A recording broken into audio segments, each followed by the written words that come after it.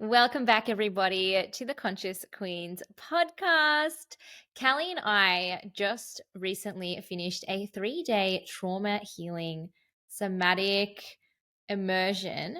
That was absolutely incredible. And we wanted to kind of do like a debrief on everything that happened, what we healed, things that came up. And I think it's so powerful because not only, did we do this immersion, but it's something that we've been doing for many, many years. We study kinesiology, mind body medicine. We're into doing the healing and just seeing it from a healer's perspective and actually breaking down what came up. So a lot happened. Yes, and I know some of you guys are probably dying to hear the tea because you've seen our posts, or you know the host of this immersion, Monica, and you're probably like, I really want to know what it was like. So we are excited to deliver that to you guys today. And I'm sure there is honestly this big burning question, which I used to have towards other healers and other coaches and things like that, which is why do we as healers, as kinesiologists, as women who have done a lot of work in the past, as in years of trauma healing, why do we continue to invest? Why do we continue to do the work?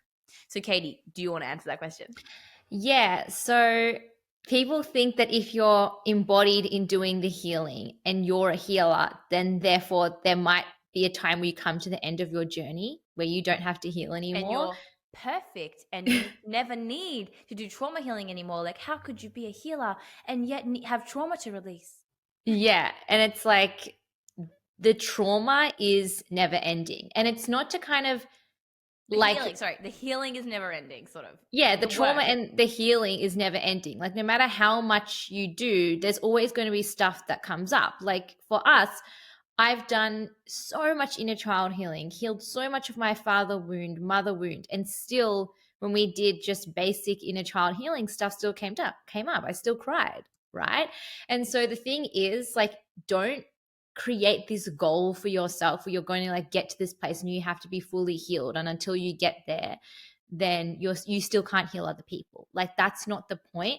It's to recognize that yes, I've still got healing, but I'm also perfectly fine as I am now. It's like this balance. I feel like people can go into too much of like, oh, I need to do healing to the point where they don't accept themselves as they are now, or they avoid and say, I've already done the work. And it's like the work's Mm. never ending. But I feel like we are both in that space of like, we know that where we are now is fucking fantastic. Like, we are amazing. There's nothing really like massively holding us back, but we do the work to elevate, not to fix because we're not broken. Yes, I absolutely love that. I love that so much. And it's just so true. Like when you're chasing this idea of trying to be perfect and trying to have no problems, or you're telling yourself, oh, I've got nothing else to work on, I'm telling you right now, it's a lie. The people who say they've never experienced trauma, have nothing to work on, are the ones with the most trauma because Yep. they're avoiding it and they've disassociated. So that's Yes. why we continue doing the work. Yeah. Yeah. So Yes. powerful. Even when with Monica's the immersion that we went to, the techniques are literally exactly the same as the techniques that we use. Hmm. And that doesn't change how powerful it is. It also, the fact that I've done those healings maybe 5, 10 times before doesn't change the potency of it. Every time you do a healing, even if it's the same one, every time is different. There's a new layer, there's a new thing that you didn't even realize you were holding on to. And what I Mm. absolutely loved actually about this immersion was exactly that. There were things that came up that I didn't even know I was holding on to. And that's the beauty Yeah. of doing this work. Like, I feel like in the beginning of your healing journey and your spiritual journey, whatever, you have a clear idea. You're like, I've got these patterns, I've got these thoughts, I've got this symptom, depression, anxiety, whatever, and I want to work on that. And you're so aware of all of it, and you work on those things. Whereas the space that, like you're saying, Katie, that we're in now, it's kind of like I don't really have these things in the forefront of my mind. Like I have these problems. It's more just, I actually just want to go deeper. Like what else Mm. is still there that perhaps I don't even know is still there? The more trauma you unlock, the deeper you go into your personal power. That is one of the biggest lessons that I've learned. And that's why I continue to do this work because I never regret it. I never go in and be like, oh, I didn't get anything out of that. It's like I always go deeper, discover something new, go deeper into my personal power. And I think I remember someone asked me a question um, during the immersion of like, oh, would you use the same techniques or is there like a different way that you would do it after a certain level of healing.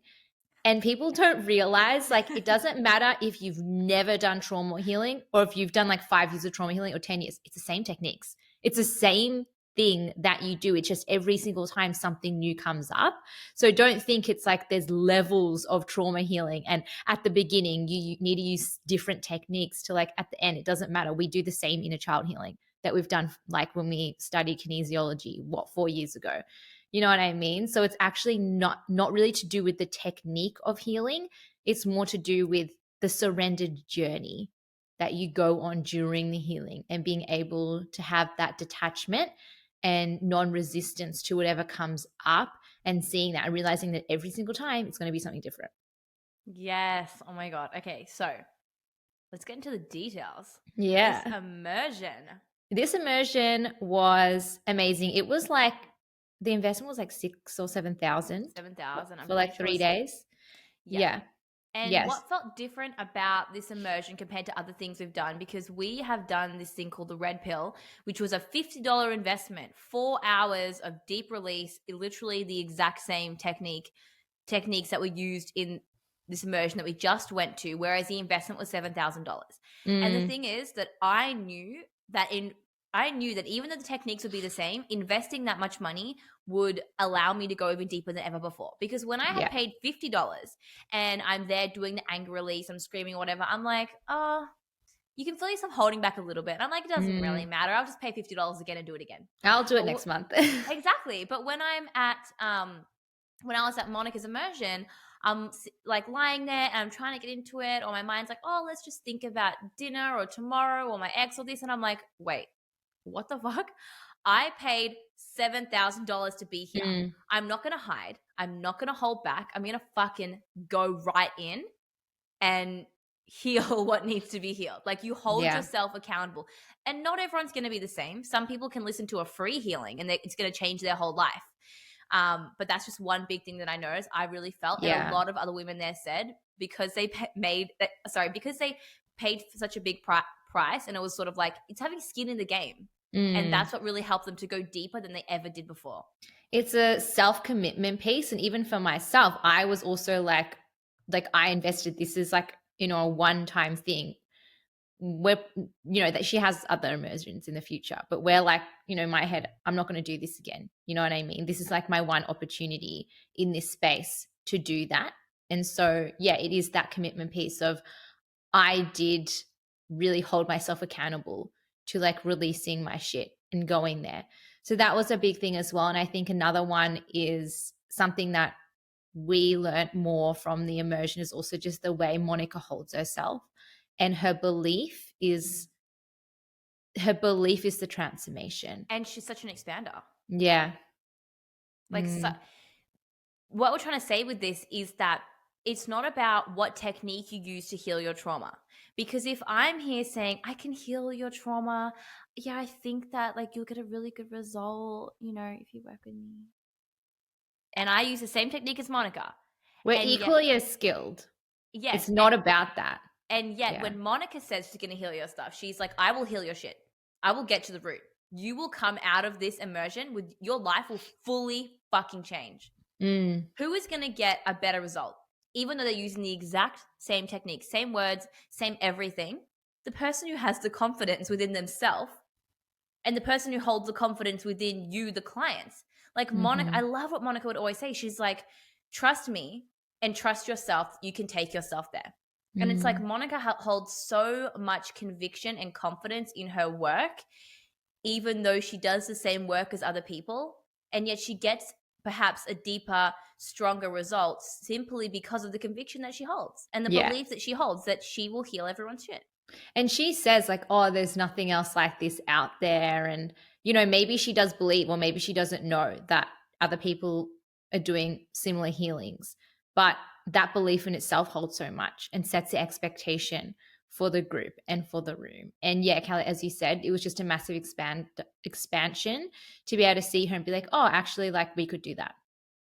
Like we could hold an immersion and it be equally as powerful and equally as transformational. And it's so interesting because Monica's work, the same work that we implement was really it incorporated the mind and the body, but through kinesiology with the in-person sessions that we have done before, it incorporates even more body work. There's Mm, even more like technique is what I would say.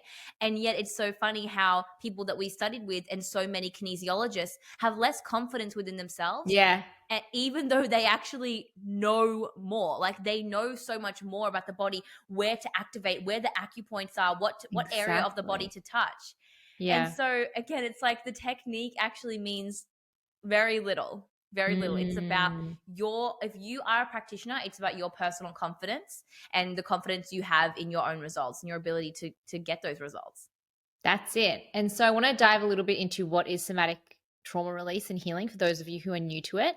So it's basically understanding the mind body connection and knowing that trauma is actually held in the body as memories in our cells, right? And so the reason why so many of us are stuck, we know what to do. We know, logistically how to get to our next level. We know we hold ourselves back, but sometimes the implementation is where we get stuck. That even though we know we want money, we feel scared to receive it. And even though we know we should hold our boundaries, we don't embody that. And so this is the gap of doing the somatic healing, of releasing all the resistance and the residue, the childhood trauma and the wounds actually from a body level. And it is so, so powerful because I have even, seen the results myself of being in business coaching programs that just focus on mindset and strategy, but yet people can't show up and do the thing because they've got so much trauma. And unfortunately, coach, if they are not trauma informed and they don't do the somatic work, it's actually a big hindrance in in helping people get the results that they could actually get. So 100%. that's, It's like your yeah, mind can know can know yeah. things, can be aware. Sure, awesome. Your mind's aware, or your mind wants money, wants a relationship, whatever. But how does your body feel? Is your body still stuck in the past and still stuck at that time in your life where you were bullied, where you felt scared, where you were like, I cannot put myself out there? Because that's where that like block really comes from. And the Mm, mindset work and the talk therapy and all this stuff, it just keeps targeting here. the It doesn't mind. actually address anything that's going on in the body. Oh, sorry, targeting here. I'm Yeah, 'cause some pointing at people my aren't, head. aren't watching. But if you do want to watch, check out Spotify or YouTube. Um, yeah, there was something else I was going to say on that. My The goodness, it is somatic kind work of is so powerful, is what you were talking somatic about. work. Yeah, it's escaped me for now. But oh yeah, it was something that was good though It's okay. Let me know when it about comes it. back to you. Yeah, probably will. Okay, anyway, do you want to let's like dive into what actually happened, like what we healed on the days. So the first thing that we did was inner child healing, which is pretty like self-explanatory in that's probably the first thing that you should be healing is your childhood stuff, right? So we went into that, and again, I've done this so many times, but I had a really great breakthrough when we specifically did the fatherhood wound, which I had a lot there with my father, a lot that even just this year I feel like I cleared and neutralized. But for the past few weeks prior to the immersion, I had this like intense hunger that had developed, and I started to gain a little bit of weight, and I didn't understand because like I would never felt satiated. Like I would eat, but then I would still feel so hungry, and I would eat a lot, like what I normally eat and more, and I was still hungry. And I remember one day like I was crying because I'm like, I don't understand, like why am I so hungry, but I'm exercising so much and my weight's going up. I just feel like You were out of crying control. when? Yeah, Looks I like was I'm crying literally right crying. now because I yawned. I'm not, guys. I'm okay. um yeah, I just like felt like weird, and I knew it must be something energetic, but I didn't fully know what. And then going to Monica's immersion, working with the body, she said, what is that thing that you're craving from your father? And Mm. most of us are like, oh, it's love. And then she said, where do you feel that in your body as sensation? And when I felt into that, it was that intense hunger, like that void, like a pit in my stomach of like the love I was craving, and I was trying to eat that through food. I was trying to Wow. fill the void of love by eating, right? Because it developed, that Mm. craving for love developed as hunger. And that's like quite rare for me because I've always been on the opposite side where it's like if I'm stressed, I don't eat. But all of a sudden I developed this hunger thing. And so I was like, holy crap, like I'm eating my way into receiving love, but it's never going to work because food can't fill that void. So I'm just eating and eating and eating and eating. Yes, and actually during the immersion, anyone who knows me knows that I love sugar, and I literally eat sugar every single fucking Mm. day. Kit Kats, whatever, Mars bars. Oh my god, love. And during the immersion, I would come home at the end of the day and I was not craving sugar. I didn't have snacks at all, even Mm. Katie. Obviously, like Nah, you didn't. throughout the We immersion. didn't even have time. It was like so back to back. And even when I would come back, I would come back at the end of the day and I was like, oh, should I go get a chocolate? And I was like, I'm not craving it. But you know Yeah. when the craving did come back? When? On Monday, when the girlfriends that we, like the friends we had made, went Yeah. home Then home. and Yeah. I was feeling sad. I felt so like my heart was just exploding. My cup was so full with the Mm. connections we had made. And it's so interesting. Then when they left, my cravings came back a little bit, but I did lose. I literally lost 1.5 kilos. Well, I've not lost not just $1 kilo. not just over the 3 days, obviously, but Just over 3 days, I lost $1 kilo. stop. Like, I'm not even joking. Yeah, and my fat percentage has gone down by like 3%. Oh my Like, god! it's Because insane. My when you do stomach is so fucking flat. when you do Like, somatic trauma release, this kind of work, the work that we do, you will pee a lot, you will shit your brains out. I'm saying you will go to the toilet a yes. lot. Like, Yeah. oh my god, it's still, I feel like it's still happening to me right now. The Are you still going to the cleanse. toilet a lot? I'm still, yeah, like shitting my guts out. And it's like that full release. And energetically, I just released it. And since doing that, since day one of the immersion, the hunger has subsided. And Yeah. I'm on my period. Like, I also got my period during the immersion, which is like perfect timing for just release work and more of your body just like shedding that. But the hunger, no, it's not there. Like, Yeah. I feel fine, right? And it was all because of just diving into that and then giving myself the love and imagining that, in that time when I was little and giving it from my dad, and like we can rewrite your memories, right? And whatever you need, you can go back and give that to yourself. So that was like so powerful. That was like the big breakthrough. And I was crying and I'm crying and just like, wow, Oh my crazy. gosh. What came up for me during the healing around the dad stuff is I remembered this time in my life when I was younger where I was having a lot of issues in high school. People were talking about me, saying things about me, and I wanted to move schools. You'll remember this, Katie. And Mm, one day I was explaining, because my mum understood everything that was going on, right? But my dad didn't. So I was explaining to my dad how I felt in school and how I felt uncomfortable and how people were talking negatively about me. And I'm crying, and breaking down. And I'm like, I want to move schools. I need to get away from all this. But he just said, what? No, you got to stay strong. You got to just tough it out. You mm, can't just leave. That's like you're walking away. You're like failing. And I remember that I didn't feel seen or understood by him. And that caused so much. At the time, I didn't realize, but now I've realized it caused so much anger within me. Just mm, like, you don't see me. You don't understand what I'm going through. And so healing that was so profound because I noticed how, and I mean, you will know, Katie, but like recently I've just had this sort of unreasonable, like unexplainable resentment or anger towards my father. And I didn't know where it was coming from. And now I'm like, holy shit, I've actually been holding on to it all these years from that time where I was like, what? I was probably like 14. And yeah. it can become just so suppressed, so deep within our body that we don't even realize it's there. Exactly. Like, we hold on to these memories, and then these memories then dictate our further actions. They can manifest as symptoms and illnesses and, disease in our body. So, yeah, that was like the first thing that we did. And also for the mother one, it's interesting for me because, we have an amazing relationship with our mom. But when I went into that, there was like this disassociation. Like, because we like jumped into their bodies energetically. When I jumped into mum's body, there was like disassociation. Like, she felt really Mm. like disassociated. And then And when she was going through that when, especially yeah, you, when you were growing up, and she mentioned like the postpartum depression and feeling mm, not like herself at all. yeah, she said that, yeah, she just like when we were younger was mentally like not okay. And even like Mentally tapped out. during the pregnancy as well, because we did the womb one when we went back into the womb, and I also felt like disassociation. Like, I didn't feel this intense love from our parents. I didn't feel unloved, but it just kind of felt like, oh, like they're not like recognizing me fully. And then when I talked to mom, she was like, yeah, I didn't know that you were supposed to talk to the baby in the womb and like send your baby love and all this. And it's like, wow, like I could feel that when I was a Maybe that's fetus. why I was always kicking so much in my mom's tummy, because I was like, bitch, I'm here. Bitch. Give me attention. Mm, literally. Wow. Yeah. And I didn't know that until I asked her. And that's one thing as well. A mum came with us to the Oh my trauma God. healing immersion. Everyone's like, oh my God, I wish my mum I came with know. us. Everyone's like, She stop. was That's your mom.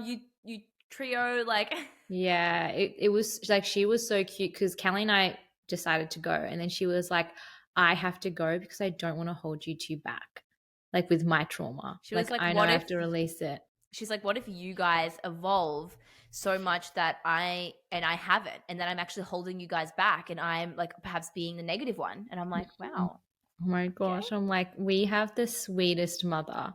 And And she she went on her own journey too. had the, oh my God, that was, it was crazy. Her experience was crazy. It was so funny because at Mm, the very start of the immersion, because we've done lots of kinesiology sessions on our mum's like, I've done all this before. I've healed all this mum stuff, the dad stuff, the inner child. I've already done it. And Katie and I were like, okay. We know there's actually deeper stuff beneath there, but that's all right. And then when we got into more of the actual body somatic work, she had like just a really, really big response and such a big release. And it was just so amazing to witness that. Yeah, yeah, amazing. So, we did a lot. Actually, it was full on back to back. I was exhausted because I've never done that much trauma work Oh, in yeah. a day. Normally, we do one thing and then we leave it. But another big thing that came up for me was, stepping into that next level self. We did meditations and visualizations of tapping into our future self who has all our desires and quantum leaping into that was part of me is still playing small in avoiding responsibilities. And when you avoid responsibilities, you're actually not saying yes to, big things that you want in your future because it's easier to stay with what you have now, right? More success, more money, just more everything requires more responsibility. It requires you to hold more. And still, there was that part of me that loved to stay small and stay almost in that little girl of like, I can rely on other people or I can be looked after by other people. And so just releasing that and stepping deeper into my personal power and realizing that I'm so safe to like have responsibilities. In fact, the more responsibilities that I take on, I get to be more in my power. And I don't have to avoid that. Because when you avoid responsibilities, like you can avoid signing on more clients, you can avoid more money, you can avoid actually all the stuff that you're asking for, but you're not actually ready to hold on to that. And I saw Mm. myself very clearly, this version of me in the future, like just badass woman, so strong in her energy, yet still so feminine, so tapped in. She was wearing pink pants and white top. And I also saw myself on stage. So walking on stage with a microphone, talking to an audience, like in an auditorium. And I'm like, that's going to be me.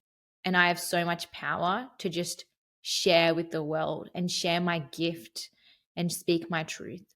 So that's probably one of the biggest things that came out of it for me of like how I'm playing still so small in my business and how I can step up so much. And I just need to claim that and it's safe. It's so safe to do that.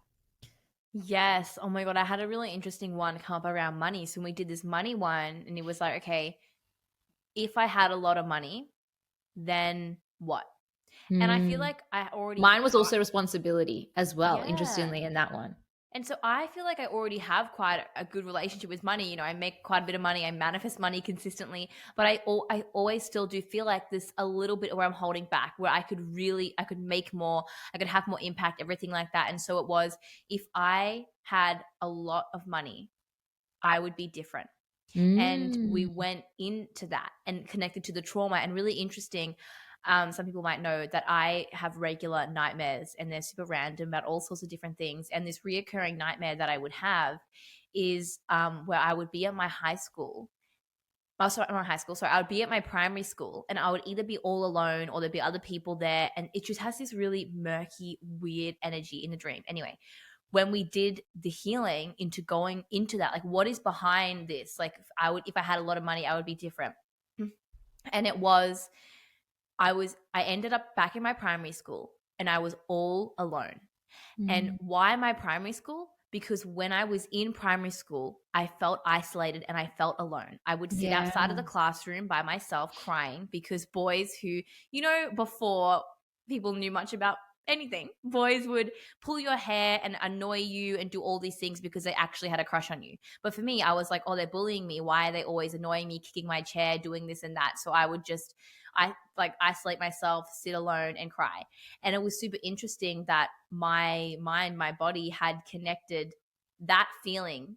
Like that feeling was so uncomfortable for me, feeling like I was different, feeling isolated, that my body was like, it's safer to not make a lot of money so that you don't feel that again. Yeah, to protect you. And that's the thing to realize, like so much of our self-sabotage is just protection. Our body's just saying Mhm. it's safer here. Out there, getting out of your comfort zone, more money, more success, more business, clients, all the things. It's not safe. It doesn't feel comfortable. So then we stay where we are. Even though logically, mentally, we can know that we want more, our nervous system Yes. just can't hold that. Exactly. That's why, like, when we can find ourselves, other people find themselves saying things like, but I really want so much money. I'm open to it. I want the clients. I want the big business. You're talking about your mind, right? But Yeah. your body, where's How your do you body at? feel? Like, tune into your desire. Notice what parts of your body expand and what parts of your body contract. Hmm. Look at the contraction, dissolve the contraction, because the contraction is where you're holding yourself back, right? There's always going to be two parts to that. And especially when you tune into your body, that's where you'll be able to feel more the contraction, because your mind often, like, yeah, your mind has limiting beliefs and stuff, but the contraction is your nervous system saying no. Hmm. And limiting Mm. beliefs can be created by contraction in your body anyway, Exactly. right? And it's all Yeah. connected. So that's what it's just really, really interesting to notice that.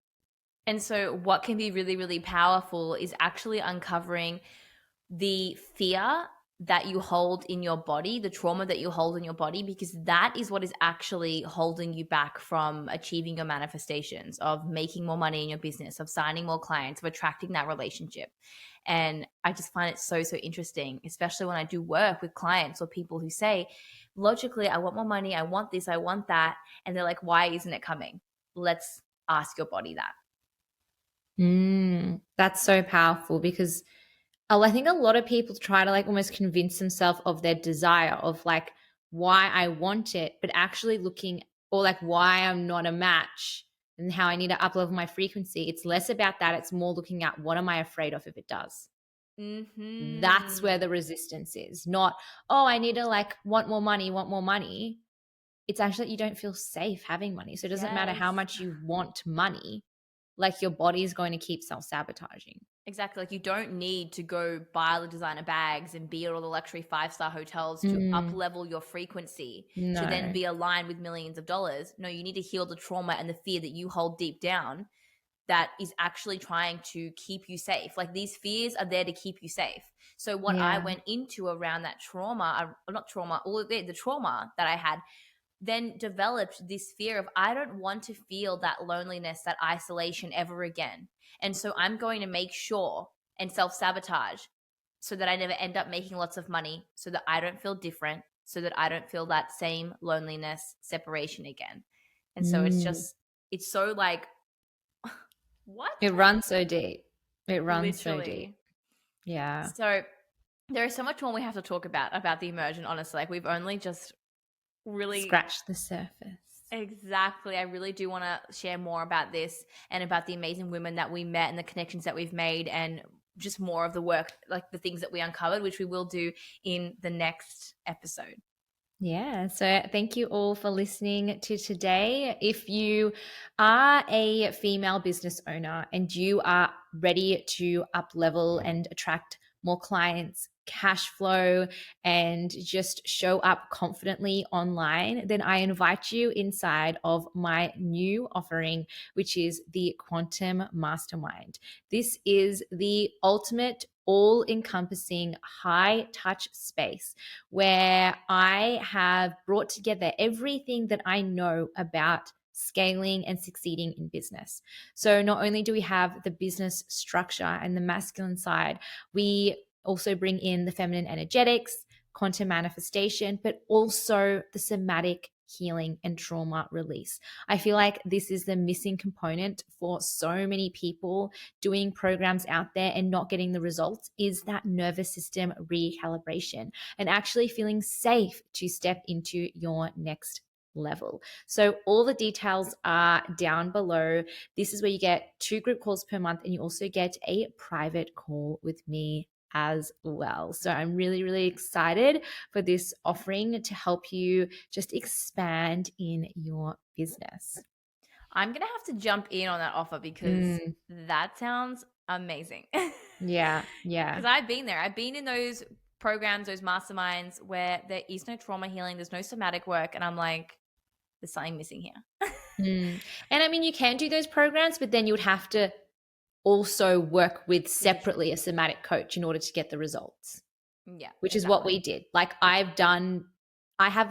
haven't done a program that combines both Mm-hmm. the somatic healing and the up leveling. And I've been able to up level in my business despite doing just, the coaches that just do mindset and all that, because on the side, I was always doing kinesiology. Yeah. And that's why I now see, oh, why was I the only one who got results out of the other 10, 15 women who didn't?